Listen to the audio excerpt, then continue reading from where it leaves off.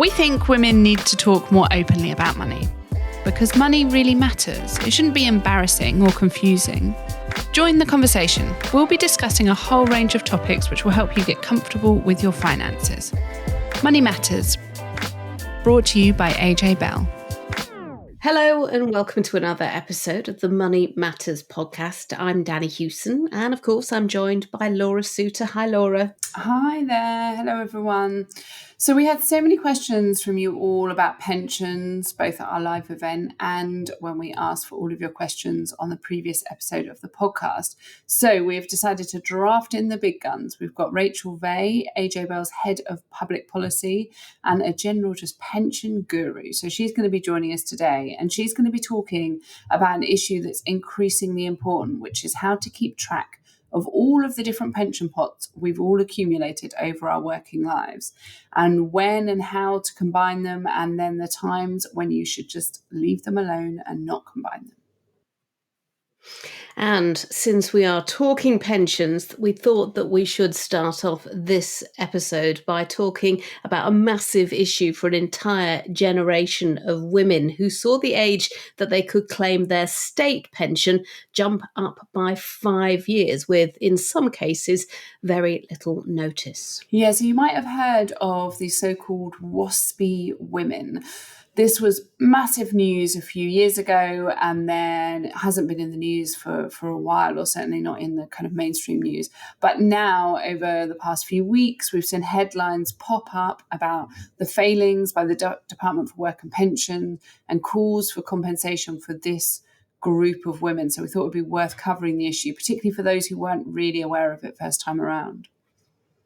So before we hear from Rachel, let's unpack some of this. And I think it's really important to start with who the Waspi women are. So the so-called Waspi, WASPI, stands for Women Against State Pension Inequality. And they have been campaigning for almost a decade for what they say would be fairer retirement payouts. So they're women born in the 1950s, and they were impacted by changes to the state pension age. It went from 60 to 65 to match up with men in 2018. Now, both have since changed to 66, the pension age for both men and women, and it's also set to rise again from 66 to 67 between 2026 and 2028.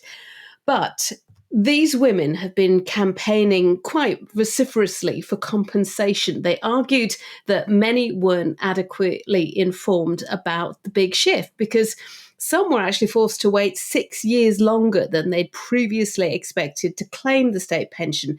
They say they weren't adequately notified by the Department for Work and Pensions, and that just meant that they didn't get the time to adjust their plans, which potentially would have made a huge difference to their financial lives. And as I said, this has been going on for almost a decade. And there have been stories about women saying that they have struggled to pay their bills, others saying that they've had to work through ill health, others saying that they would have continued working had they known that the pension age was going to change. And since the campaign began as well, 250,000 women, the campaign says, have died while waiting to try and find some kind of compensation payout for what they say that they've been through. And so this is where this latest news kind of comes in.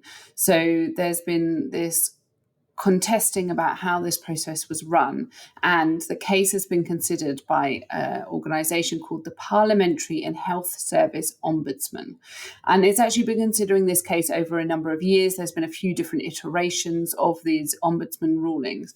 Crucially, I think it's worth pointing out that this relates to how the DWP, the Department for Work and Pensions, notified people and processed these changes, not relating to the actual fairness of changing that pension age. There was a separate case around that, and the court was dismissed these claims. So this is really around what's been termed the maladministration, so the administration side of notifying women about these changes. And the latest latest ruling from this ombudsman has concluded that the DWP was guilty of maladministration when it comes to these increases in the state pension age for women. And so as part of that, it has to recommend compensation, and it's recommended what's called level 4 compensation, which is, a bit jargony and technical, but it boils down to compensation of between £1,000 and £2,950 per person affected.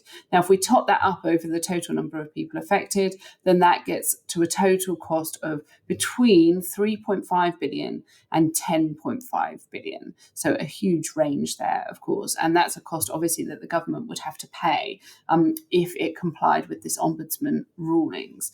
Now, that sounds like a huge amount of money. It actually falls short of what Waspi campaigners were calling for. They were calling for £10,000 to be paid to all of those individuals that were affected.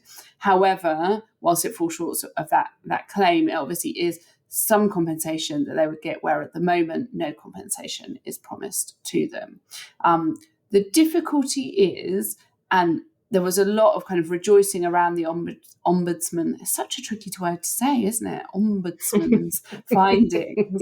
But it doesn't actually have any power to compel the government to provide that compensation or redress. So the fact that it's found against DWP, that it suggested compensation should be issued, is a huge victory for the Waspi campaign. However, it doesn't automatically mean that these women will be compensated and that the government will pay out.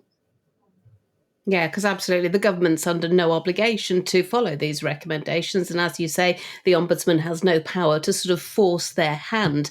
So we know that both the DWP and the Prime Minister's official spokesman has said, look, we're going to look at this report, we're going to respond to recommendations formally in due course, but that has been kicked very much into the long grass. Of course, we are heading towards an election, and this is not going to be dealt with before an election. So in the background, then, this is just picking up pace. And there's been an open letter calling for MPs now to be able to have a vote on this compensation. And in just 10 days, it's received the backing of over 150,000 people. So it was a letter to Commons leader Penny Mordaunt urging Parliament to hold the debate and have a vote on this issue. It is hugely political. It is incredibly high profile. And of course, when we're in an election period, and we haven't got an election called at the moment, so it's not going to be at the beginning of May, but it could be any time between now and January.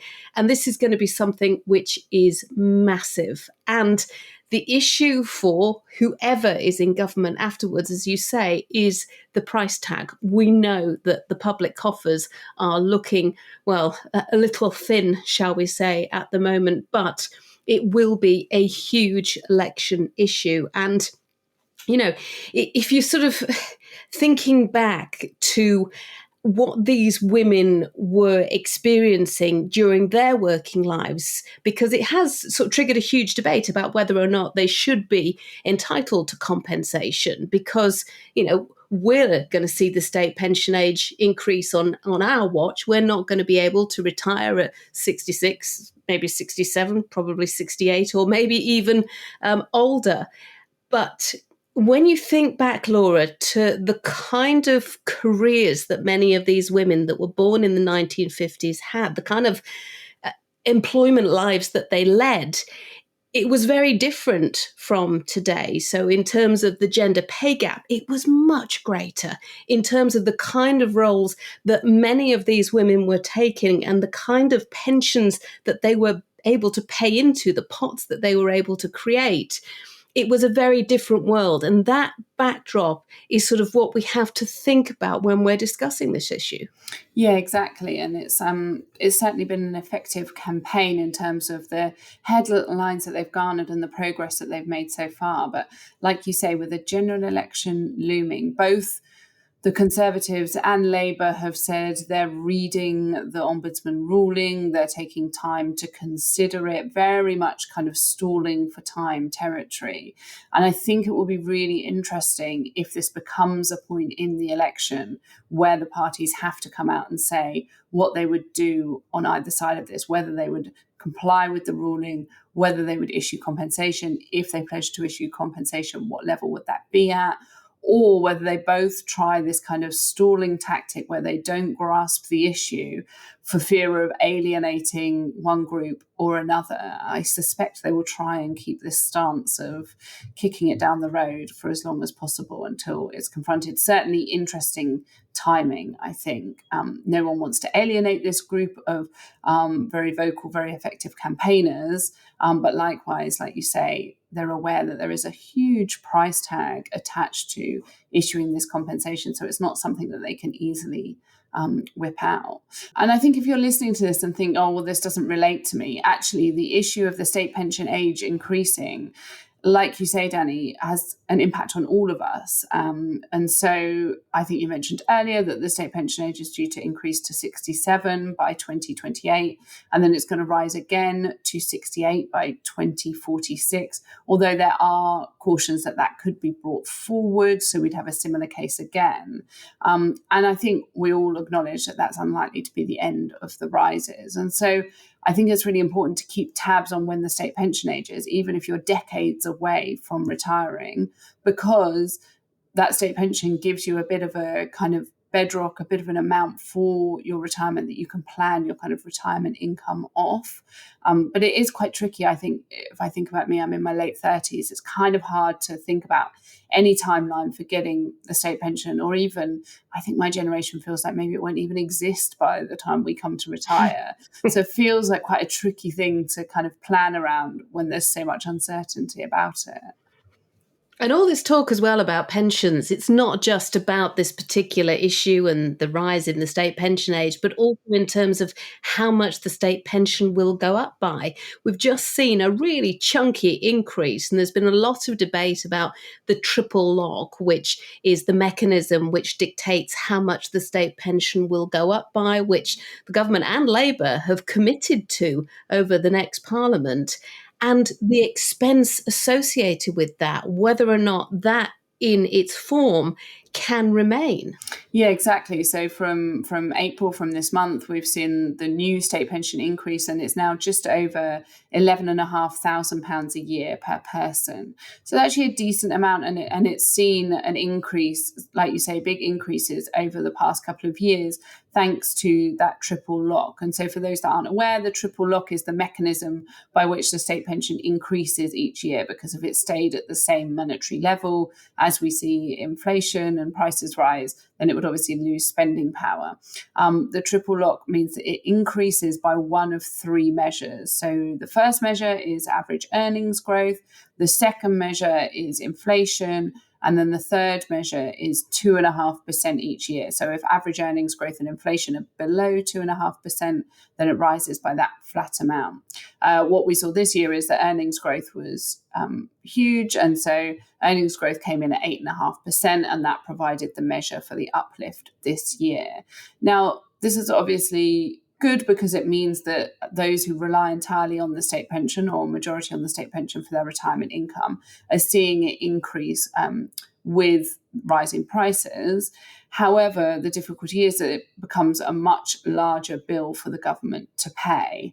And that's partly why we're seeing these increases in state pension age. People are living longer, they're on the state pension for longer, and that then costs the government as well. And so it's this real balancing act for the government. But once again, we have this thorny issue where either party doesn't want to alienate a certain group of taxpayers. And if you said, we're going to look at the triple lock and we're going to look at a different way of calculating state pension increases, that would be hugely unpopular with all of those people who are either on the state pension or very near the state pension age. And we know that they come out and vote in their hordes. And so we have this situation where both the Conservatives and Labour have committed to the triple lock. But probably what the system needs is actually a more holistic looking at it in terms of what that increase should be pegged to each year. and whether it's sustainable going forward, having this triple lock in place. But it's such a thorny issue, such a thorny political issue that neither party really want to get engaged in that. Neither party want to be associated with a headline that says Conservatives or Labour plan to slash state pension income or don't commit to the triple lock. So it's a really difficult area, I think. It is an incredibly difficult area. And when you're talking about the state pension, that is just one part of what should be your consideration about your long-term financial planning. Because if you think about living on £221.20 a week, for a lot of people currently in a workplace, they might just be thinking, how on earth could you live on that? And I know that the Pension Lifetime Savings Association did a look recently at a very basic standard of retirement. And if you're a couple and you're both getting the state pension, then that's just enough to be able to get you by, to give you the basics. But if you're a single person, then it's not enough. You are going to need to top up. And that is why workplace pensions or personal pensions are so important today. And as Laura intimated earlier, they are likely to become much more so in the years ahead. Yeah, and we've had some really great reforms in that area as well, in terms of we had auto-enrolment, which was introduced to workplace pensions in 2012. And that has had a massive impact on our collective retirement pots. It means that people are automatically enrolled into a pension scheme when they start with a company, assuming they meet certain criteria. And it means that more and more people are saving for a pension. It has produced two issues. So that is a very positive thing, and we don't want to take away from that. The first issue is that those auto-enrolment savings levels just aren't sufficient for most people for what they need in retirement. Even when you take into account what the state pension is going to pay out, people generally need to save more. And the second issue is that because we all move around jobs a lot, gone are the days where people kind of stay with one employer for their entire career. It means that we've got a whole lot of paperwork and a whole lot of different pensions with different companies that lots of us have just lost track of. And that equates to millions of pots equaling billions of pounds worth of money that lots of people have just lost track of, don't know where it is, and don't know how much is sitting in it. So Danni has caught up with Rachel Vahey, AJ Bell's head of public policy and our pensions guru, to talk about this issue of lost pots, but also to give some really important practical points on how you can keep track of that money, how you can bring those pots together, and the things that you need to consider before you do consolidate those pensions. Rachel, thank you so much for joining us. I want to start with some basics. What is a pension pot? When we talk about a pension pot, what do we mean? Well, Danni, when you first join your pension plan, you start paying into a pension pot. So you put a percentage of your earnings will go in as a contribution, and your employer will also pay some money into that pension pot. And then you also get some tax back from the government. So that's tax you've already paid on your income, but they will give you a little bit back again. And that all goes into, if you think about it as an imaginary, really big pot of money. And then that is invested, and it stays invested for however long you want it to be, until you want to get hold of your money. And then you have a real big pot of money there for you to use for your retirement. And I guess there are no limits to how many of these pots that we can have. No, what happens is every time you join a new employer, you are now automatically enrolled into the pension scheme.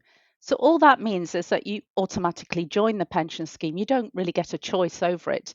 Now, if you want to opt out, you can do so, and you have to write to your employer and say, I don't want to be in this pension scheme. But if you don't do anything, you just stay within that pension scheme and you keep on building up some money. So every time you join a new employer, you're going to get a new pension pot. Now, the government thinks that we have about 10 or 11 different employments on average throughout a working lifetime. So you could end up with 10 different pension pots or 11, or you could end up with 15, or you could end up with 3. It just depends on what your career has in store for you. So pretty easy to lose those then. I'm guessing that there's quite a lot of cash floating around. Well, yes, especially because you might be in a situation where you've only been working for a certain employer for a couple of months or 2 or 3 months, and then you think, it just wasn't the right fit and you've left them, or it could have been a part-time position that's in a temporary position, and therefore you've just not really stayed around. And then it's so easy, isn't it, to sort of like lose track of where you're up to with all your paperwork and all your administration. You might also have left under, because you really didn't like that employer. And I think sometimes that makes us very uh, less likely to actually go and unearth all the paperwork as well. We don't really want to think about that employment or that time of our lives.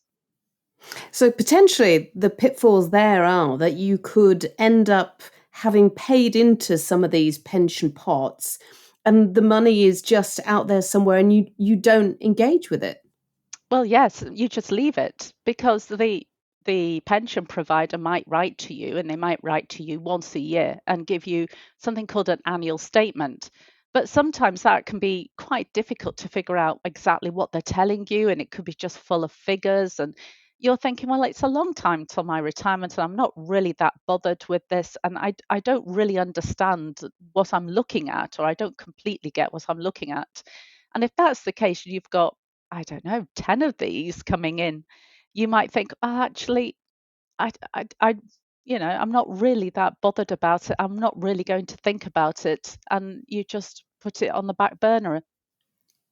And I suppose if we move house as well, then it's possible that some of the letters which should come to us maybe over the period of time don't come to us and we forget that we did 6 months somewhere and we paid a few £100s into a pension scheme. So if you're in that situation, maybe you've got 10 or 11 pension pots from all the different jobs that you've worked, maybe in just a period of 10 years or so. How do you then go about finding them all? Well, it can be quite tricky, and it's probably the best thing to do is just to write out where you have worked. It's as simple as going back through your life and figuring out what was your first job at 22, or where did you work here, and then what happened, and trying to remember the little ones in between where you might not have thought that you were in a pension scheme.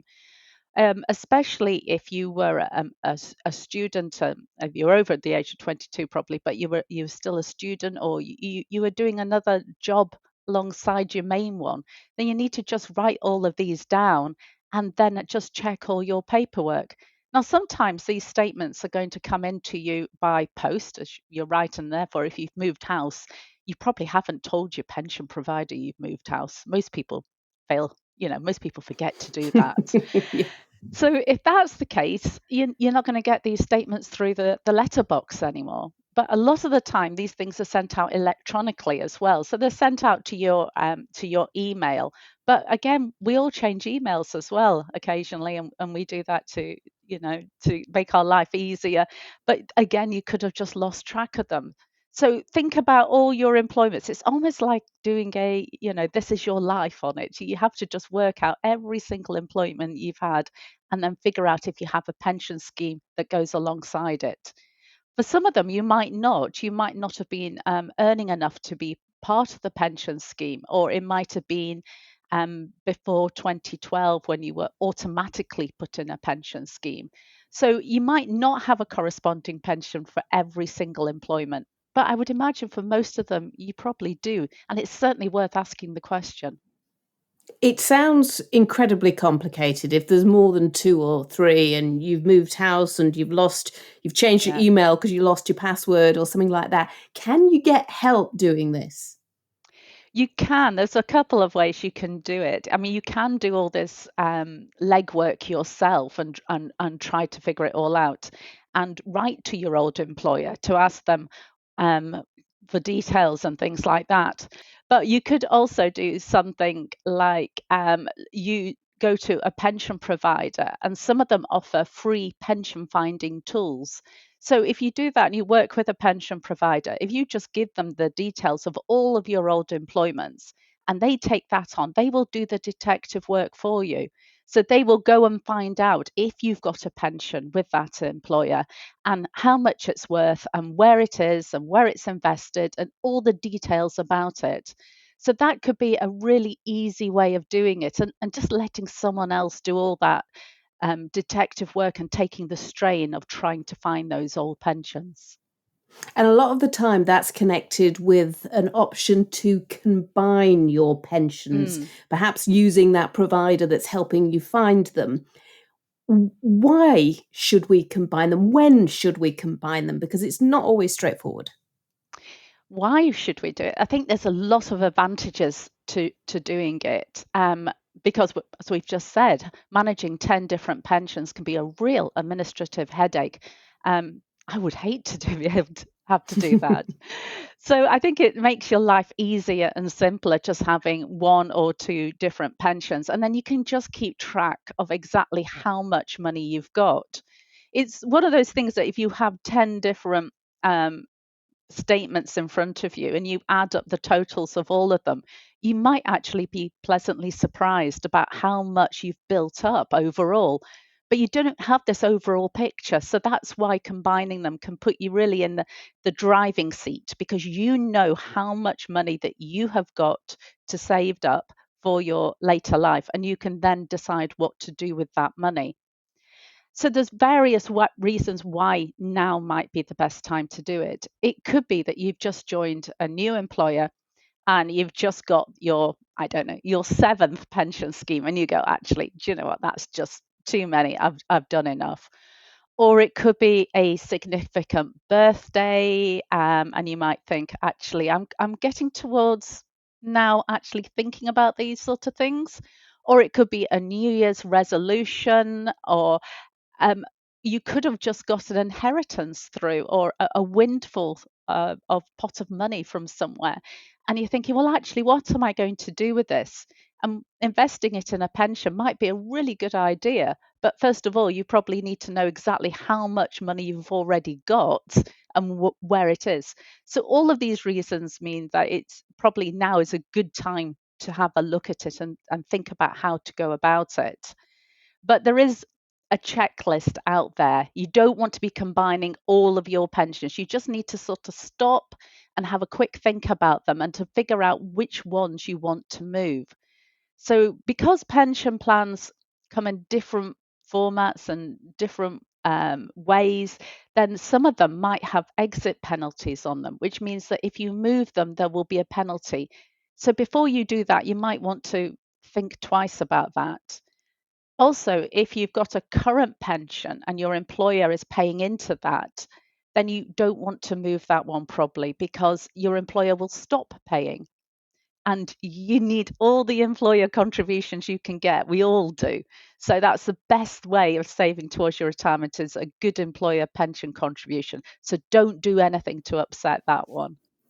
And And we also, had quite a lot of questions, Rachel, on our last episode when we put them to a financial advisor, when people were talking about certain public sector schemes and wondering if they should move those because they come with certain gold-plated benefits that you just don't find elsewhere.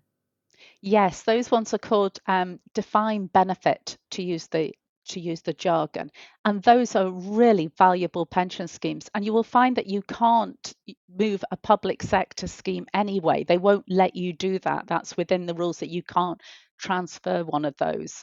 But there are other pension schemes that work in a very similar way, which are called defined benefit schemes. And if you work in the private sector, you might have one of these. Now, these are really valuable. And so if you unearth one and you find it and you think, well, what do I do with that? You're probably going to need to get regulated financial advice on that. You're not allowed to touch it until you've received that. So you would have to go and speak to a financial advisor about what your options are. But most of the time, it's probably in your best interests just to leave it where it is. And you will get an alert about that, because I know I was looking at combining one of my old pensions, and it wasn't fantastically gold plated, but it certainly had some benefits attached to it. And I got a message back just saying, we're not going to move this unless you get advice. Yes, you will probably find that that comes up for maybe older type pensions and things like that, but certainly they are out there. And it's only then people aren't trying to stop you doing what you want with your money. This is all about helping protect what you have built up. And these are so valuable and they are worth keeping and worth knowing exactly where they are. And it's worth making sure that you keep in contact with that employer or pension provider and you let them know where you are as well. So every time you change address or email address or whatever it happens to be, because you don't want to lose sight of one of those. But if you have, we'll call them normal pension pots, if you have the type of pot where it is easy to combine and you don't get those red flags, if you put them all together, you might end up with quite a sizable pot. And I'm guessing that if you've got more money in a pot, that it's going to make more money. Absolutely. I mean, that's one of the rules about investment is that you're leaving it there to grow alongside the stock market and alongside shares and equities and things like that. So if you have all your money together, it will grow and it will increase in value. And it's pensions in a way, they are so complicated, and I do understand that people struggle with them. I really do, and I really want to help people understand them. But essentially, it can be real. You can boil it down to really simple ideas. You put in money, it stays invested, and then you take it out. So the more money you can put in, the better it is, and the better the investment return you get, the more investment growth you get, the better that is. And the longer you can leave your money in there, so the earlier you start saving, the better it is as well. So you put in, but then you get back what you've put in. So it's some really basic ideas there. So don't be scared about pensions. Just try and think of it in that way. And I know for a lot of women, we've spoken about the fact that women's employment journeys can be very different from men's. They might take time off in order to look after children. They might go back part-time. And when we're talking about a workplace pension, lots of women that work part-time might not get one. Yes, this can be a problem. So, as I said, every time you join a new employer, you are automatically enrolled into the employer's pension scheme. But some people aren't. So, if you are under the age of 22, you won't be. And if you're over the age of 66, you won't be. And then the other ones who are excluded are the ones who earn less than £10,000. So you are only automatically enrolled if you earn over 10,000. So you could have 3 jobs and you could be working 45 hours a week and you could be earning £9,000 from each of those 3 jobs and earning £27,000 in total. But it doesn't matter. You won't automatically be put into your pension scheme. But there is something to be really aware of in this sort of situation is that if you do earn less than 10,000, as long as you earn over, say, about 6,000, just over 6,200, then you can ask your employer to join the pension scheme. And in that situation, your employer has to pay in a pension contribution for you. So if you fall into that bracket of income, so over 6,250 and under 10,000, then get in touch with your employer and make sure you take them up on this offer that you can join the pension scheme. But you have to raise your hand and say, I want that to happen. But that way you get this employer contribution. And that is so important because it just effectively doubles your money, that and the tax relief. And it just means that you can save so much more for your retirement. So, Danny, talking to Rachel Vahey there, and I know that she shared her financial confession with us in the New Year's episode, but did you manage to prize another one out of her? Maybe a pensions-related one? I did, and it was a pensions-related confession, and it just proves that even people that work in pensions, in financial services, are human. I've been thinking about what we've just been speaking about, and I have a financial confession to make, that I do have a pension scheme that I joined when I was 21, I think, and I left when I was 28. So it was a long time ago. But I'm not entirely sure. I think I know where it is, but I don't know how much money I've got in it, and I don't know whether to transfer it or not, or combine it with my other pensions. So I really do need to go and find it and to unearth it. Now, I've already had a go. I've written to the employer, but I didn't get a response. And I thought, oh, too difficult. Put it on the back burner. Can't be bothered. Got too much stuff going on. And actually, what I need to do is just to pull up my socks and just do it and get back in touch with the employer and say, this is my money and I have a right to know where it is. So that is my financial confession. So even people in the industry, even people that work with pensions every day, still are human. Absolutely, yes. Very good to hear there that Rachel is equally as bad as the rest of us at keeping track of all of these different pension pots. Even you can have the best intentions and be scuppered, but good to know that even the experts get it wrong sometimes. Because there's so much paperwork and our lives are so busy, and trying to fit that in when you're juggling everything else is just so hard, especially when you hit a brick wall like that. You know, you're trying to get some kind of momentum and then you're stopped in your tracks and you kind of just feel like, right, well, I did that and now I've got to do it all over again. But thank you so much for listening to this episode of the Money Matters podcast. Don't forget to get in touch with us on social media. We are AJ Bell Money Matters on X, Instagram and Facebook. And you can email us hello@ajbellmoneymatters.co.uk. And for those of you in the northwest of the country, don't forget we are hosting the finance stage at the Anything is Possible live event on Saturday, the 27th of April at Old Trafford in Manchester. Tickets are on sale now. It looks set to be a fantastic event with loads of great speakers, and we'd love to see you there. We'll also have a discount code going out in our next newsletter on April the 12th. So sign up on the website ajbellmoneymatters.co.uk to get that money off code. And thanks a lot for listening. We'll see you next time.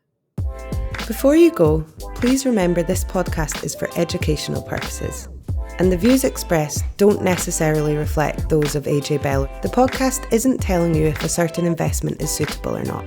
Don't forget that the value of investments can change, and you can lose money as well as make it.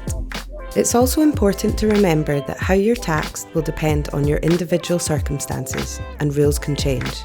The way an investment performed in the past may not be the same as how it behaves in the future.